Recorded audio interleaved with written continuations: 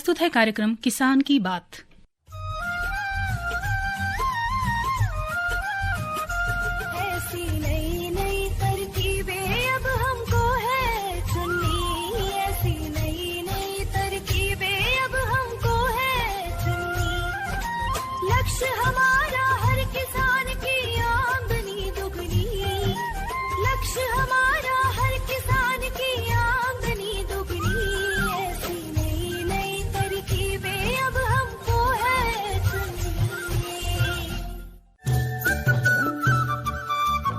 इस कार्यक्रम के प्रायोजक है कृषि एवं किसान कल्याण मंत्रालय, भारत सरकार।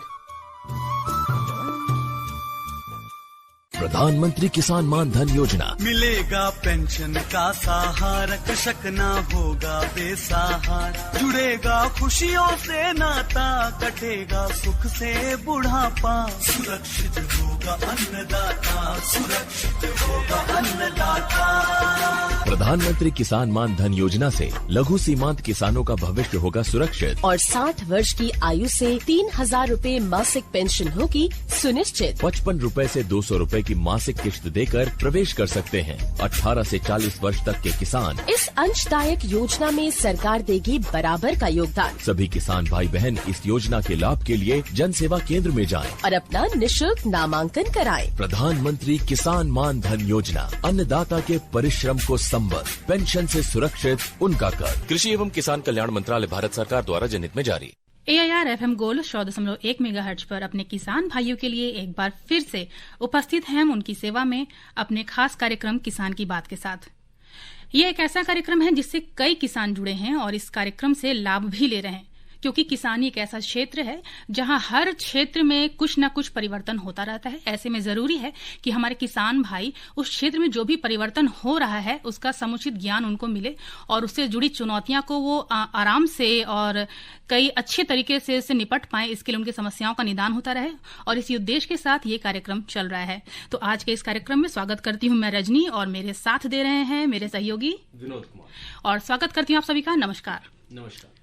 तो किसान भाइयों और साथ ही मेरे श्रोताओं, आज का जो विषय है वो बहुत ही खास है विनोद जी।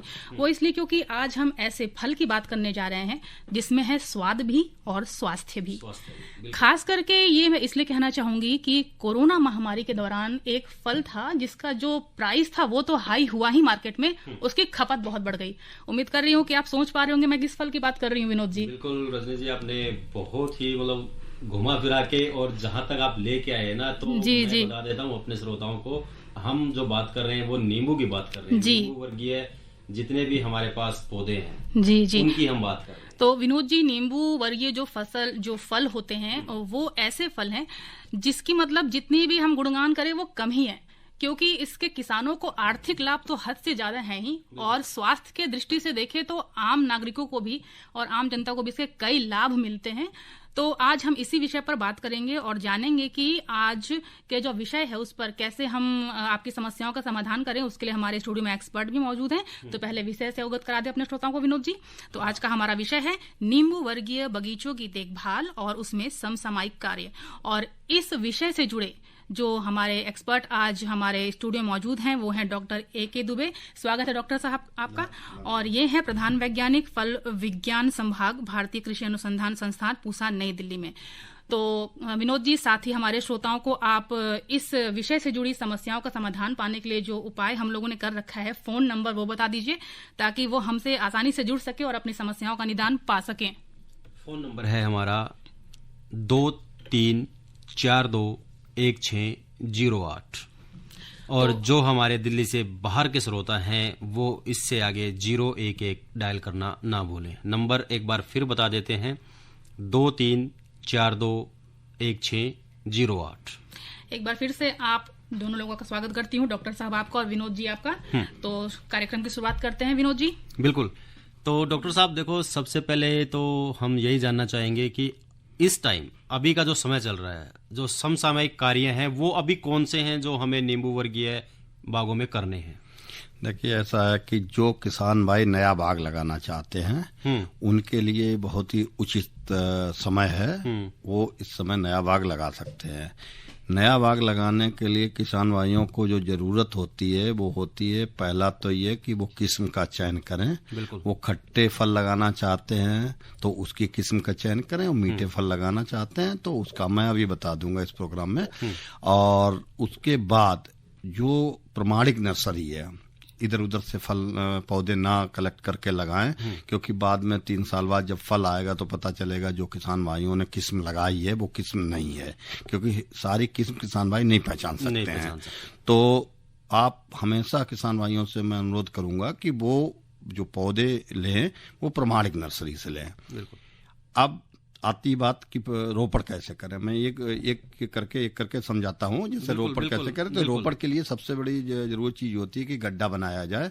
और गड्ढा जो किसान भाई बनाएंगे, जो भी नींबू वर्गीय फल, चाहे वो खट्टा लगाएं, चाहे मीठा वाला लगाएं, चाहे मौसमी लगाएं, माल्टा लगाएं, किन्नो लगाएं, उसके लिए कम से कम 75 x 75 सेंटीमीटर का गड्ढा बनाना है। जो गहराई है वो भी, गहराई, चौड़ाई, लंबाई जो भी है होनी चाहिए। गड्ढा बनाते समय ये ध्यान रखना चाहिए कि जो हमारी जो नीचे की मिट्टी होती है उनमें बहुत ज्यादा पोषक तत्व नहीं होते, तो ऊपर की मिट्टी को मतलब किसान भाई अलग रख लें और नीचे की मिट्टी को अलग कर दें। जो ऊपर की मिट्टी है उसमें जब ये धूप लग जाए गड्ढों में, तो उसमें बराबर मात्रा में सड़ी हुई गोबर खाद या कंपोस्ट मिला के उसको भरते हैं। भरने के बाद एक बारिश का इंतजार करें। अभी बारिश हो रही है, जब बारिश आ जाए उसके बाद जो किस्म है, अगर किसान भाई लगाना चाहते हैं खट्टा नींबू, जिसको हम कागजी नींबू भी कहते हैं, खट्टे में भी 2 होते हैं। इंग्लिश में तो 2 शब्द है, लेमन और लाइम, लेकिन हिंदी में दोनों को हम नींबू कहते हैं। लेकिन एक अचार वाला नींबू होता है जो बड़ा होता है, उसको हम लेमन कहते हैं। लेमन का बाजार थोड़ा कम है। जो हमारा कागजी नींबू है वो किसान भाई लगा सकते हैं, उसकी आमदनी भी बहुत अच्छी होती है, उसमें फलत भी बहुत अच्छी होती है। तो इनकी जो किस्म है, जो हमारा कागजी नींबू है, उसकी हमारे संस्थान ने 2 बहुत अच्छी किस्म निकाली हैं। एक पूसा उदित, एक पूसा अभिनव। इसके पूसा उदित और पूसा अभिनव दोनों अच्छी किस्म है। और ये किस्म ऐसी हैं जो उत्तरी भारत में भी साल में 2 बार फलत देती हैं। एक इनका जो है अभी अगस्त सितंबर में तुड़ाई होगी, एक इनकी मार्च अप्रैल में तुड़ाई होगी जाके। इसके अलावा विक्रम है, जयदेवी है, साइन सरबती है, कई किस्में हैं जो किसान भाई इकट्ठे नींबू बात कर रहे हैं। अगर किसी को लेमन जो मोटे छिलका वाला है या 12मासी भी लेमन है, अगर वो लगाना चाह रहे हैं, किसान भाइयों को मैं नहीं सजेशन दूंगा कि 12मासी लगाइए, क्योंकि उसमें क्या है कि थोड़ा थोड़ा फल कई बार निकलेगा तो मंडी तक पहुंचना मुश्किल हो जाएगा। और जो एक वो जो मुनाफा दिखता है वो भी नहीं दिखेगा। तो इसलिए मैंने उसमें भी किस्म पूसा संस्थान ने निकाली है। उसकी एक तो पहले की किस्म है कागजी कला, और दूसरी है हमारी पूसा लेमन 1। ये दोनों किस्म बहुत अच्छी है। ये मोटे छिलका वाली हैं, जिसको हम लेमन कहते हैं। तो इनको किसान भाई लगा सकते हैं। बिल्कुल जी। तो डॉक्टर साहब, यहाँ पर एक जो बात हो रही है नींबू की, तो क्या ये नींबू वर्गीय सभी फलों के लिए है? जैसे कि उसमें संतरा है, किन्नू भी आता है, और नींबू तो है ही, और मौसमी होती है, माल्टा। हाँ बिल्कुल, इसको हम समूह बोलते हैं। ये हम समूह बोलते हैं, नींबू वर्गीय समूह। कुछ लोग इसको संतरा समूह कहते हैं, कुछ नींबू वर्गीय समूह कहते हैं। लेकिन इसमें जैसा कि आपने कहा, इसमें मीठे फल, उसमें मौसमी है, माल्टा है, किन्नो है, ग्रेप फ्रूट है, चकोतरा है, ये सब आ जाते हैं। और खट्टे फल भी आ जाते हैं। इनका जो, चूंकि ये एक ही परिवार के हैं, तो इनका जो बीमारी है, जो कीड़े हैं, जो इनका प्रबंधन है, वो मोटा मोटी एक जैसा है। तो अगर किसान भाई एक का ज्ञान रखते हैं कि मौसमी को कैसे मैनेज करना, हाँ तुड़ाई बदल जाएगी, क्योंकि कुछ फसलें इसकी, जैसे मौसमी की फसलें हैं, वो 280-290 दिन ले लेंगी पकने में, कुछ 300 के ऊपर दिन लेंगी, और कुछ क्या है 180-150 दिन में पक जाती। जैसे लेमन है वो 150-160 दिन में पक जाता है। तो तुड़ाई में अंतर आ सकता है। लेकिन अगर कीड़े मकोड़ों की, रोगों की बात करें तो सामान्यतया सब एक जैसे। वो जो फ्रूटिंग का टाइम है वो थोड़ा बदलता है, अलग होता है। बाकी जो बीमारी आ रही है या कोई कीड़े आते हैं वो एक जैसे ही हैं। एक जैसे। तो डॉक्टर साहब, एक चीज और हम यहाँ पर पूछना चाहेंगे अपने किसान भाइयों की तरफ से कि कई बार किसानों को ये समस्या हो जाती है कि जो पौधे हैं वो समय से पहले उत्पादन देना बंद कर दे रहे हैं, या वो उनके पत्ते सूख रहे हैं, या तने सूख रहे हैं, या फिर उनके फलों में जूस नहीं आ पा रहा है जैसा वो चाहते हैं। तो इसके लिए उन्हें कैसे वो मिट्टी में या उस पौधे में पर्याप्त पोषण कैसे दें? देखिए, ऐसा है कि ये जो समस्या है ये काफी चीजें, कई फैक्टर पे, कारकों पे निर्भर करती है। कि मैंने अभी कहा जब तक किसान भाई किस्म का चयन करके नहीं लगाएंगे तो ये समस्या रहेगी, क्योंकि किस्म विशेष के हिसाब से हम जूस परसेंटेज बताते हैं कि हाँ भाई पूसा अभिनव अगर लगा रहे हैं तो इसमें 45% जूस आना चाहिए, इसका जो फल है वो 40 से 45 ग्राम का होना चाहिए। लेकिन आपने अगर कोई ऐसी वैरायटी लगा दी जिसका फल है 25 ग्राम का है, तो उसमें आप कुछ भी डाल लीजिए, वो 25 से 50 ग्राम का फल नहीं हो सकता, क्योंकि उसका जेनेटिक कैरेक्टर वो है। तो पहला तो किसान भाइयों को ये ध्यान रखना है कि रोपड़ के समय ये देखिए, जो हमारी छोटी फसलें होती जैसे धान है, गेहूं है, इस बार अगर बीज गलत पड़ गया तो अगली बार हम उसको सुधार लेंगे। इसमें क्या होता, हम लगाने के 3 साल बाद पता चलेगा कि ये वैरायटी अच्छी नहीं, तो एक तो चीज ये होगी। दूसरा, जब हम बात करते हैं कि इसमें जूस नहीं आ रहा, तो नींबू वर्गीय फलों में क्या होता है कि इसको हम जूसी फल बोलते हैं। जैसे अभी आपने अपने उद्बोधन में कहा है कि कोरोना काल में इसके रस की बड़ी मांग बढ़ गई और रस होता है इसमें, ठीक है। भी और डॉक्टर साहब उसके साथ साथ और छिलका है, छिलका भी इसका बहुत है। हाँ, तो इसमें पानी की मात्रा ज्यादा होने की वजह से अगर किसान भाई समय से इसमें सिंचाई नहीं करेंगे सूखे पीरियड में, अभी तो बारिश से कोई दिक्कत नहीं है, लेकिन जैसे बारिश खत्म होगी या बारिश से पहले मई जून का महीना है, तो इसमें क्या होता है, पानी जो है फल से बाहर आ जाता है, तो उसकी गुणवत्ता पे प्रभाव पड़ेगा। तो जूस अच्छा किस्म के हिसाब से मेंटेन करने के लिए किसान भाइयों को चाहिए समय से इसमें उचित मात्रा में नमी बना के रखे। लेकिन यहाँ एक प्रश्न फिर बात आती है कि अगर आपने ज्यादा पानी लगा दिया तो इसमें एक बड़ा भयंकर रोग लगता है जिसको हम कहते हैं फाइटोप्थोरा। वो कब लगता है, जब पानी जड़ों के तनों के पास इकट्ठा होगा तो वो रोग लगेगा। तो ये भी ध्यान रखना है कि ऐसा भी ना लगाइए कि पानी जड़ों तने के पास चला जाए। तो किसान भाई जब भी पानी लगाने को या बारिश का मौसम है तो अपने पौधों के चारों तरफ मिट्टी जरूर चढ़ा दें, जिससे एक थावड़ा सा बना दें जिससे डायरेक्ट पानी जो है तने के संपर्क में ना आए, तो जो हम फाइटोप्थोरा रोग की समस्या की बात कर रहे हैं वो रोग नहीं आएगा। तो क्या ये सिंचाई का कोई उचित समय होता है कि मतलब पेड़ों में कब पानी दें कब ना दें, कुछ इस चीज का भी ख्याल रखना चाहिए? देखिए ऐसा है कि किसान भाइयों के पास वो सुविधा नहीं होती, लेकिन चूंकि वो हम काफी बड़े वैज्ञानिक होते हैं, उन्हें पता चलता है कि अब हमारे पौधे को सिंचाई देने की जरूरत है, तो वो आवश्यकता अनुसार सिंचाई दे सकते हैं। जैसे अभी मानसून का महीना चल रहा है तो सिंचाई देने की कोई आवश्यकता नहीं, जब बहुत ज्यादा सर्दी पड़ेगी तब भी बहुत ज्यादा सिंचाई नहीं लगती। सिंचाई की जब जल्दी जल्दी जो आवश्यकता होती है वो होती है जब गर्मी ज्यादा पड़ने लगती है, ज्यादा भी। और फिर भी डॉक्टर साहब जैसे कई बार क्षेत्र होते हैं हमारे, तो क्षेत्र के अनुसार भी है। हाँ, अगर मिट्टी है वो तो अगर सैंडी सॉइल अगर आप बलुई मिट्टी है तो आपको पानी जल्दी जल्दी देना पड़ेगा। अगर आपकी चिकनी मिट्टी है, हालांकि देखो लगाने के लिए भी इसको जो किसान भाई लगाने का कोशिश कर रहे हैं या लगाने की सोच रहे हैं उनको भी चाहिए कि ये जब तक आपकी बलुई दोमट मिट्टी होगी तो उसमें ये नींबू वर्गीय फल जो है ये उत्पादन बहुत अच्छा देते हैं। चिकनी मिट्टी में उतना अच्छा उत्पादन नहीं दे पाएंगे। तो मतलब डॉक्टर साहब क्या इसमें यहाँ पर हम अगर खाद की बात करें, उर्वरक की बात करें, विनोद जी, जैसा कि हम जानते हैं कि अगर आपको उचित गुणवत्ता वाले फल चाहिए तो उसके लिए उर्वरक का भी काफी महत्वपूर्ण योगदान होता है डॉक्टर साहब, तो आप क्या सलाह देंगे हमारे? ये देखिए ऐसा है ना कि ये तो बात सही है कि पोषक नींबू वर्गीय फल जो है ये ज्यादा खाद और उर्वरकों को पसंद करते हैं, इनको ज्यादा न्यूट्रिएंट की जरूरत पड़ती है, पोषक तत्वों की जरूरत। भूखे पौधे भी इन्हें कहा जाता है कई जगह। हाँ, लेकिन क्या है, लेकिन समस्या ये है कि खाद कितनी दी जाए या उर्वरक कितना दिया जाए, कब दिया जाए। सिंपल चीज है, जब जरूरत होगी तभी डाले जाएंगे। अगर किसान भाई इनको देंगे, अभी जैसे बारिश हो रही है तो अभी खाद और उर्वरक देने की आवश्यकता नहीं है, क्योंकि अगर किसान भाई देंगे बारिश हो गई तो सारा का सारा वो जमीन में चला जाएगा या बह जाएगा। तो उस समय किसान भाइयों को देना चाहिए कि जब थोड़ा मौसम खुला हो और बारिश ना हो रही हो, नमी होनी चाहिए तो दें। तो ये हम जो सजेस्ट करते हैं किसान भाइयों को, जो बताते हैं कि नींबू वर्गीय फल जो भी हो, तुड़ाई के बाद आप उसमें सड़ी कार्बनिक खाद, चाहे वो गोबर की खाद हो, चाहे कंपोस्ट हो, चाहे वर्मी कंपोस्ट हो, उसका प्रयोग करें।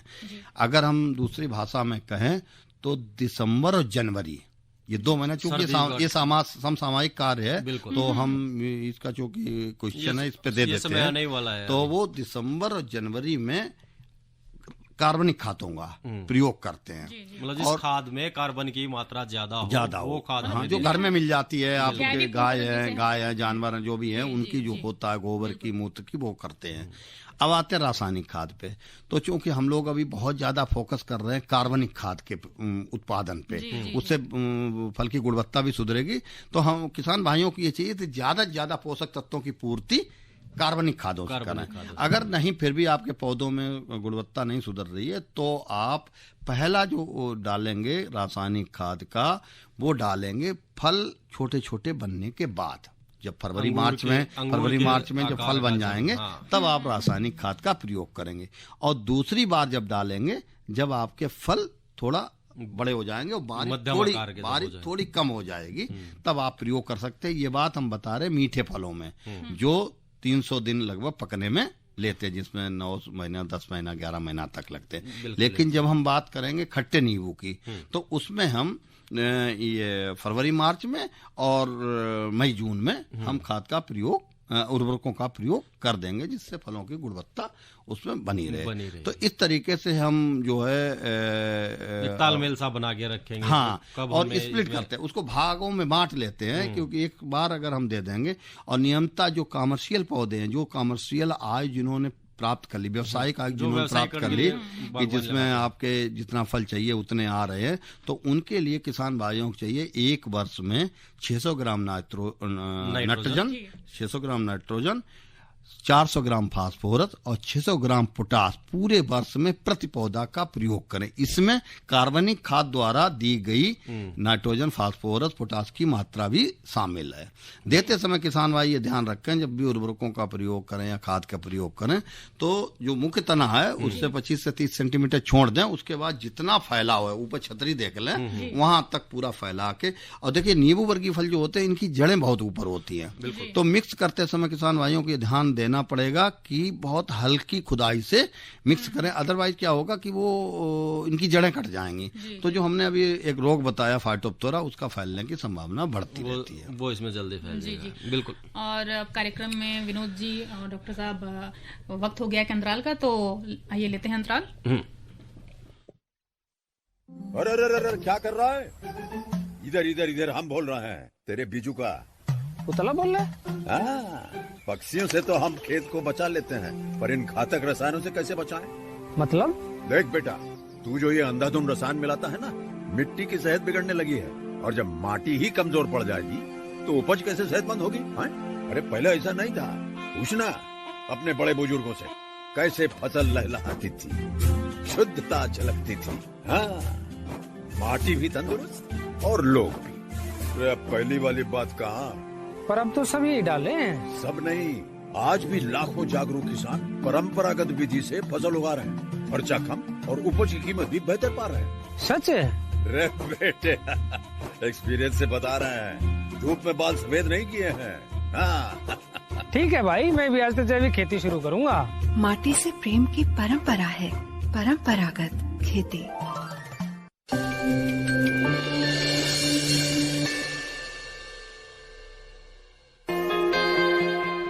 किसानों की आमदनी में वृद्धि और देश में कृषि संबंधी इंफ्रास्ट्रक्चर को मजबूती प्रदान करने के लिए भारत सरकार ने जुलाई 2020 में आत्मनिर्भर भारत पैकेज के तहत एग्रीकल्चर इंफ्रास्ट्रक्चर फंड योजना की शुरुआत की थी, जो कृषि क्षेत्र के लिए बेहद महत्वपूर्ण साबित हो रही है।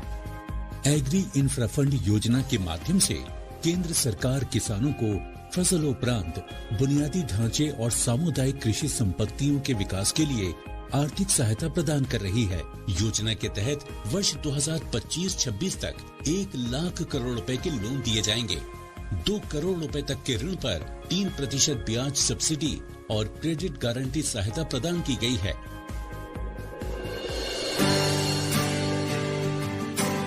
कोई भी किसान, कृषि उद्यमी, FPO, प्राथमिक कृषि सहकारी समितियां, स्वयं सहायता समूह, कृषि उपज मंडी समितियां इत्यादि इस योजना का लाभ लेकर देश में गोदाम, प्राथमिक प्रसंस्करण इकाइयां, cold chain, custom hiring centre, छंटाई एवं ग्रेडिंग यूनिट इत्यादि स्थापित कर सकते हैं।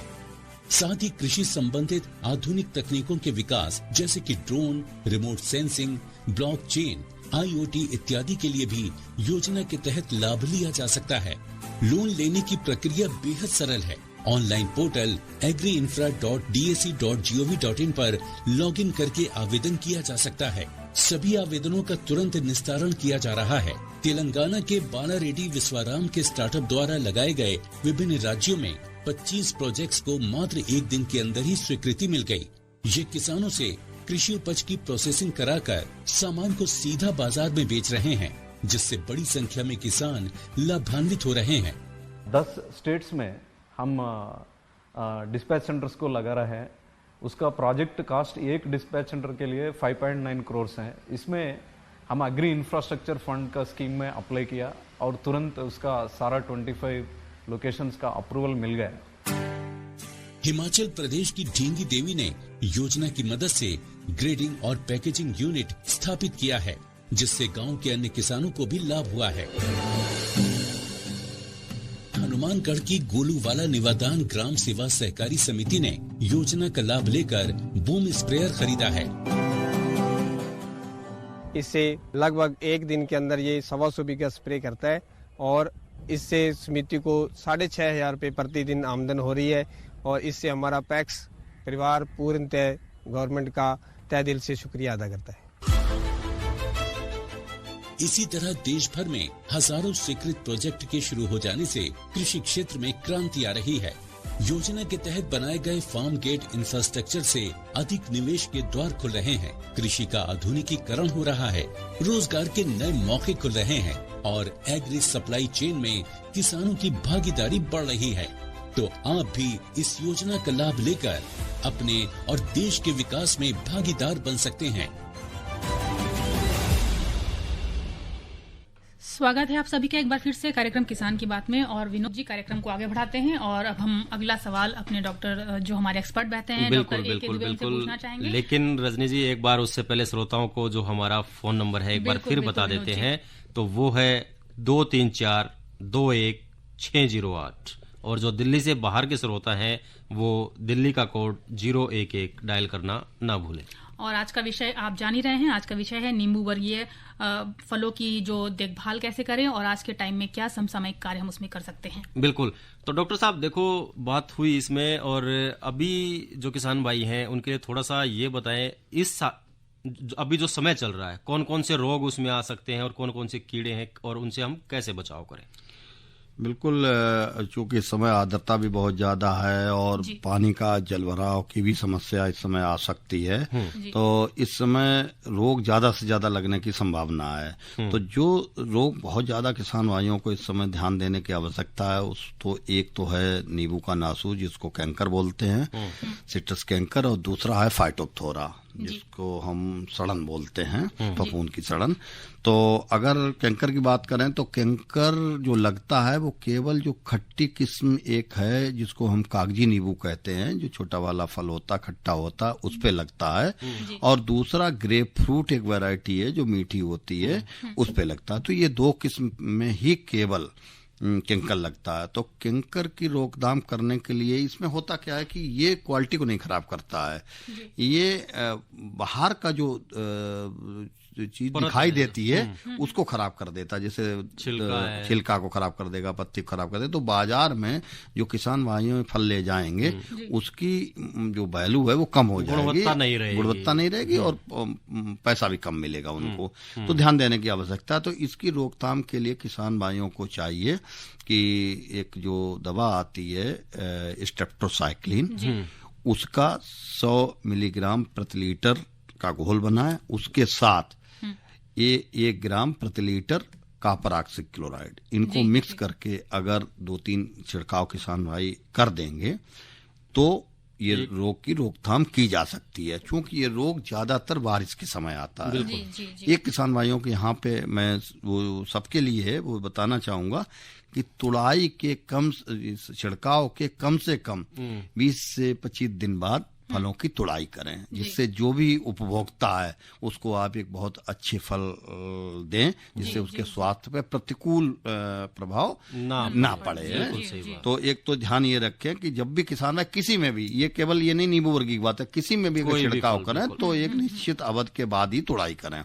दूसरा मैंने बात किया जो रोग इस समय लग सकता है वो है फाइटोप्थोरा सड़न। ये जो रोग लगता है ये पानी के जल भराव से लगता है, ये मृदा जनित बीमारी है। और एक अगर पौधे में लग गया, क्योंकि बारिश हो रही है तो पूरा पानी भरेगा, वही पानी दूसरे पौधे में जाएगा तो धीरे धीरे पूरे बाग में ये फैल सकता है। तो उसका बहुत ध्यान रखें।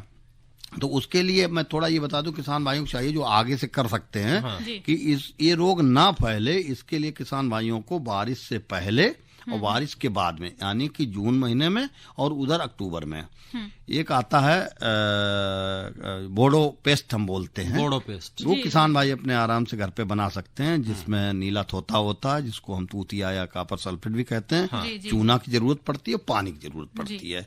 इसको किसान भाई क्या करें, 1 किलोग्राम नीला थोता उसको 5 लीटर पानी में घोल करके अलग रख दें, और 1 किलोग्राम चूना बिना भुजा हुआ चूना उसको 5 लीटर पानी में अलग रख दें, और शाम तक उसको सुबह तक भिगोएं। सुबह दोनों को मिक्स कर लें।